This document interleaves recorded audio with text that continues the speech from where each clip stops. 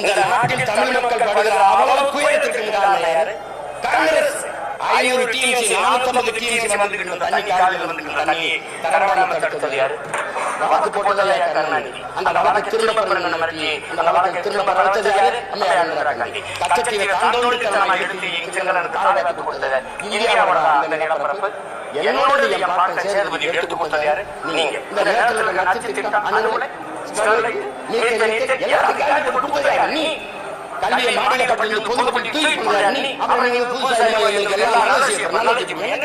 முதல்ல அந்த நாட்டில் இந்திய திணிச்சு இந்த நாட்டில் என் தாய்மொழி அடிக்க துடிச்சது நீ. என்ன சொல்லுங்க, ஏதாவது சொல்லுங்க.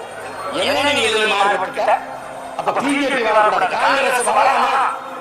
ஒரு தேசிய இனத்தின் விடுதலை கனவை அடிச்சு நாசமாக்கின கட்சி காங்கிரஸ்.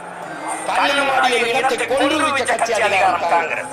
சிங்களனுக்கு கனவை கூட என்னவாது தமிழர்களை வென்று கொள்ள முடியும். அவனுக்கு ஈகரணம் கொடுத்து வட்டியில்லாத 80,000 கோடியை கொட்டி கொடுத்து 1000 கொடுத்து பயிற்சி கொடுத்து போர்க்கப்பலை கொடுத்து என் மக்களை அழித்து ஒழிக்க வைத்தது இந்த காங்கிரஸ் கட்சி. அதன் ஆட்சி கூட நினைந்த திமுக நீங்க பேசிக்கிறீங்க. இந்த காங்கிரஸ் இனத்தை கொண்டு வச்ச காங்கிரஸ் வரலாம். அதை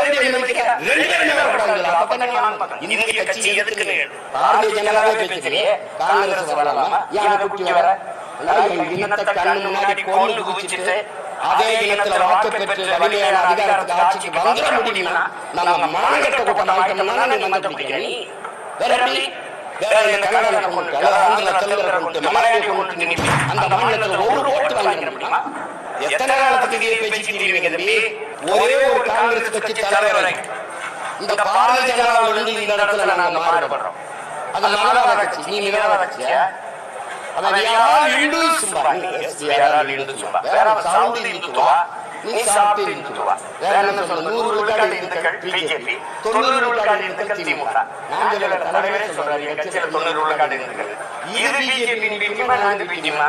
ஏன்னா என்ன எத்தனை நாளுக்கு இந்த ஃப்ராடு இந்த புள்ளிங்க வேலையை செஞ்சுக்கிட்டு வண்டி ஓட்டிட்டு ஒரு வீர மகனா நீ கவலைப்படாம இரு. வரமாட்டான். நான் இருக்கேன். அப்படி சொல்லு.